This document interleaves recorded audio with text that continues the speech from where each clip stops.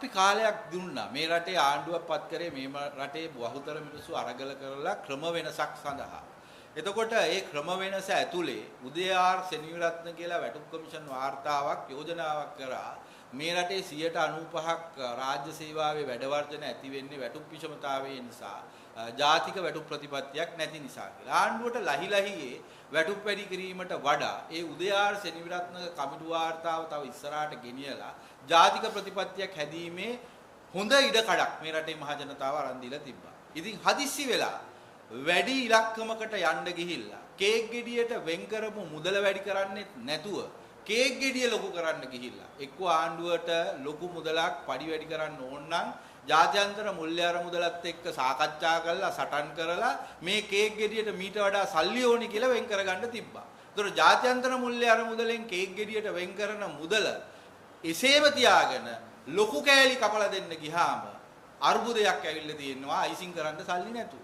ඒ නිසා මේක ආණ්ඩුවේ කළමනාකරණය පිළිබඳව දේශපාලන තීරණ පිළිබඳ ප්‍රශ්නයක්. ඉතින් දැනුත් ඒක නිවැරදි කරන්න කියලා අපි කියන්නේ. ඒතර මේක නිවැරදි කරලා ඉස්සරහට යන්න හැකියාවක් තියෙනවා. ඒ නිසා මේක අපි අපේ වුමනාවට අලුත් ඉල්ලීමක් ආණ්ඩුවෙන් ඉල්ලන්න එළියට බැස්සනම් මාස 6ක් ඇතුලේ අපි වැරදි. අපි කියන්නේ ජාතික වැටුප් ප්‍රතිපත්තියක් හදන්න මේ ආණ්ඩුවට තිබ්බ ස්වර්ණමය අවස්ථාව 2027 දෙසැම්බර් 31 වෙනකන් කල් දාලා තියෙනවා. ඒක මේ ආණ්ඩුවේ වගකීම නෙවෙයි. ඒක මේ රටේ අරගලය කරලා අලුත් ආණ්ඩුවක් හදපු මිනිසුන්ගේ බලාපොරොත්තුව නෙවෙයි. ඒක මේ රටේ අරගල නවත්තන්න තිබිච්ච වැටුප් කොමිෂන් එකේ ක්‍රමවේදය නෙවෙයි. වැටුප් කොමිෂන් එකේ තිබිච්ච හොඳම කෑල්ල. ජාතික වැටුප් ප්‍රතිපත්තියක් හදන්න ශ්‍රී ලංකා සුදුසුකම් රාමුව පාවිච්චි කරන්න කියන කෑල්ල අයින් කරලා ඊටාම විධිමත් විදියට අර වැටුප් වල අංකය වැඩි කරන්න තමයි මේගොල්ලන්ගේ දේශපාලන තීන්දුව අරන් තියෙන්නේ. ඒක තමයි නලින්ද නැවත පාර්ලිමේන්තුවේ මේ කියන ඉලක්කම් අරඹේ තියෙන තේරුම. ඉතින් ඒක වැරදි දේශපාලන තීන්දුවක්. ඉතින් ඒක නිවැරදි කරගන්න එක ආණ්ඩුවට තමයි හොඳ. අපිට නෙවෙයි හොඳ. ආණ්ඩුවට ඒක හොඳයි. අපේ ආණ්ඩුවක් නම් අපි හදපු ආණ්ඩුවක් නම් අරගලයෙන් හදපු ආණ්ඩුවක් නම් සිස්ටම් චේන්ජ් එක ඉල්ලපු ආණ්ඩුවක් නම් මේක නිවැරදි විය යුතුමයි. ඉතින් දැන් මේ හැම දෙයකින්ම ආයෙත් දිගට ජනතාව පෙළෙනවා. මොකද ජනතාවගේ ප්‍රකාශ වලින් ඒකලෝ අසරණයි. ඒතර මේකට දැන් මේ ආණ්ඩුවත් වග කියන්නේ කවුද ඒතර මේකට වග කියන්නේ? වග කියන්න ඕනේ ජනතාවම තමයි. ඒ නිසා අපි ජනතාවට කියන්නේ ඔය පාරේ මයික් එකක් ඇල්ලුවාම ආවට ගියාට ප්‍රකාශ නිකුත් කරන්න එපා. මේකෙදි අපි ඉදිරිපත් කරන කාරණාව ඇතුලේ අපි නැවත කියනවා ජාත්‍යන්තර මුල්‍ය අරමුදල මේ රටේ නිදහස් සෞඛ්‍ය සේවාව පැය 8කට සීමා කරන උවමනාව තියෙනවා. ඒතර ඒ උවමනාව වෙනුවෙන් තමයි ජාත්‍යන්තර මුල්‍ය අරමුදල කියන්නේ වැඩිය ගෙවන්න එපා, වැඩිය කැඳවන්න එපා, සාමාන්‍ය රාජකාරී කාලය සේවය කරලා ඒගොල්ලන්ට ගෙදර යන්න දෙන්න. ගෙදර ගියාට පස්සේ රෝගියාට පුළුවන් හතරෙන් පස්සේ තමන්ගේ සේවාව පෞද්ගලික අංශයෙන් ලබා ගන්න. එතකොට ඉබේම මේ රටේ නිදහස් සෞඛ්‍ය සේවාවෙන් හතරෙන් දෙකක් පෞද්ගලික අංශයට ඇදිලා යනවා. ඉතින් ඒ නිසා ඒක මහ ජනතාවට බලපාන කාරණාවක්. ඉතින් මහ ජනතාව වර්ධනයකදී පීඩාවටපත් වෙනවා කියන එක අලුතෙන් හොයාගත්ත පරිශ්‍රණයක් නෙවෙයි.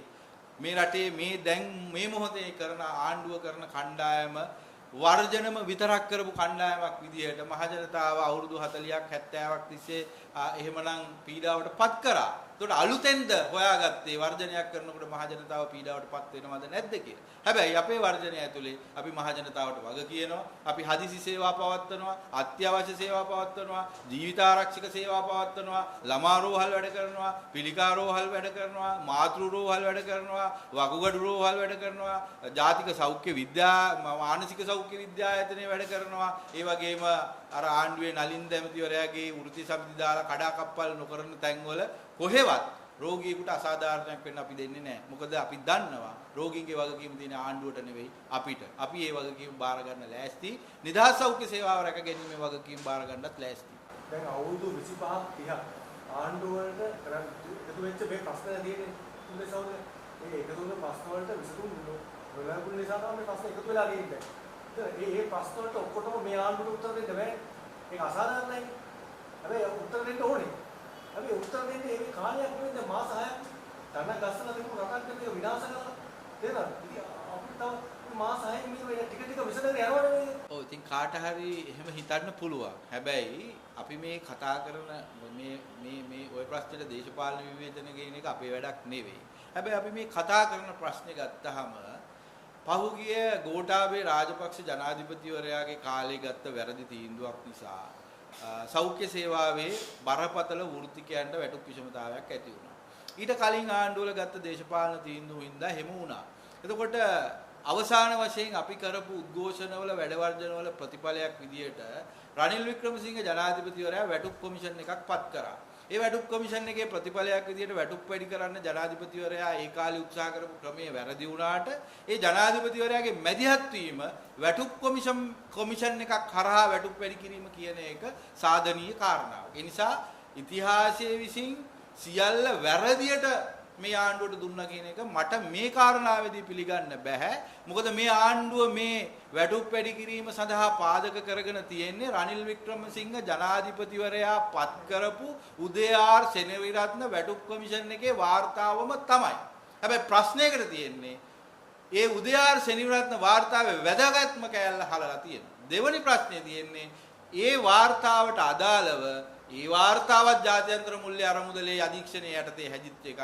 ඒකේ අර මම කියන කේක් ගෙඩිය හදන්න ජාත්‍යන්තර මුල්‍ය අරමුදල වෙන් කරපු මුදල වෙනස් කරන්න නැතුව කේක් ගෙඩිය ලොකු කරන්න ගියාම මේ ආණ්ඩුව ගත්ත දේශපාලන තීන්දුවක්. ඉතින් ඒක හරහා වැරද්දක් සිද්ධ වෙලා තියෙනවා. ඒ නිසා මේ ක්‍රියාවලියේ කිසිවක් මේ ආණ්ඩුව තනියෙන් කරෙත් නැහැ. මේ වැරදි වල වගකීම් කිසිවක් මේ ආණ්ඩුව තනියෙන් බාර ගන්න ඕනෙත් නැහැ. මේ වැටුප් වැඩි කිරීමට මුදල් වෙන් කිරීම පිළිබඳව වගකීම සම්පූර්ණයෙන් මේ ආණ්ඩුව වග කියන්න ඕනෙත් නැහැ.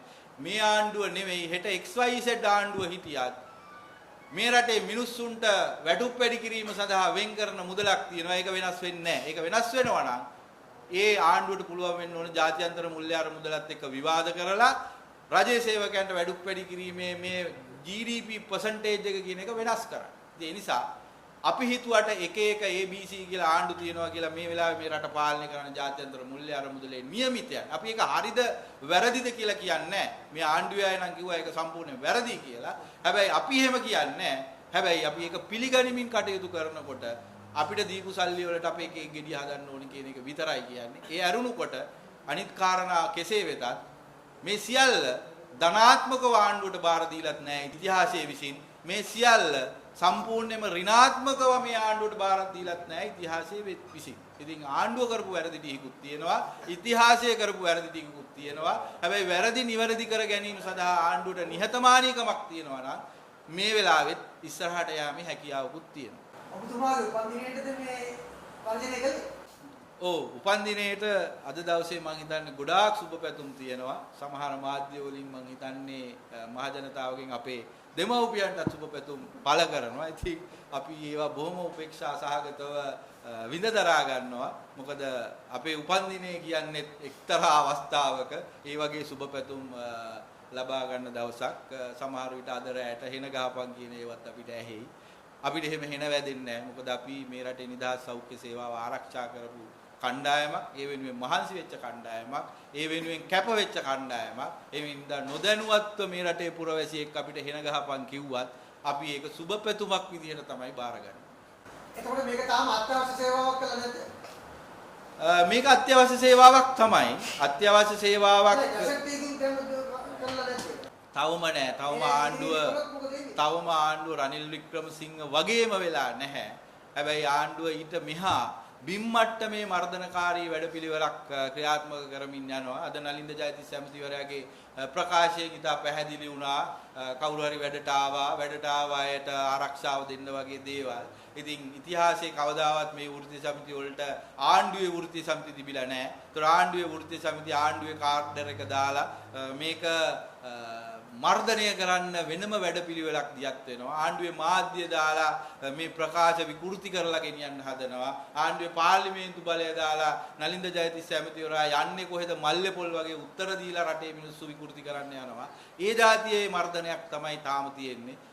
නීතිය පාවිච්චි කරලා මර්ධනය කරන තැනට තාම ආණ්ඩුව මෝරලා නැහැ. ඉතින් අපි විශ්වාස කරන්නේ එතෙන්ට යන්න ඕනේ. අපි ආණ්ඩුවත් එක්ක සුවදව ගනුදෙනු කරන්න කැමැති. අපේ ප්‍රශ්නේ විසඳනවා නම් ඕනෙම වෙලාවක ආණ්ඩුවට සහයෝගය දෙන්න කැමැති. අද දවසේ වුණත් ආණ්ඩුව කැඳවලා තියෙන රට වෙනුවෙන් වෘත්තීය සමිති කියන එකට අපිට කැදෙව්වේ නැත්තේ ඇයි කියලා අපි නලින්ද ජයතිස්ස ඇමතිවරයාගෙන් අහනවා. අපි බලාපොරොත්තු වෙනවා පුළුවන් වුණොත් එතෙන්ටත් ගිහිල්ලා රට වෙනුවෙන් අපිට කරන්න තියෙන යුතුකම කරන්න. හැබැයි රට වෙනුවෙන් වැඩ කරනවා කියන්නේ වෘත්තීය සමිති මර්ධනය කරන්න, තවත් වෘත්තීය සමිති කණ්ඩායමක් ගෙනල්ලා කඩාකප්පල්කාරී ක්‍රියා කරලා ඒ මර්ධනීය හත්සය දියත් කරන එක නෙවෙයි ආණ්ඩුවේ පාලනය බලය යොදලා කියන එකත් අපි ජයතිස්ස ඇමතිවරයාට කාරුණිකව මතක් කරනවා.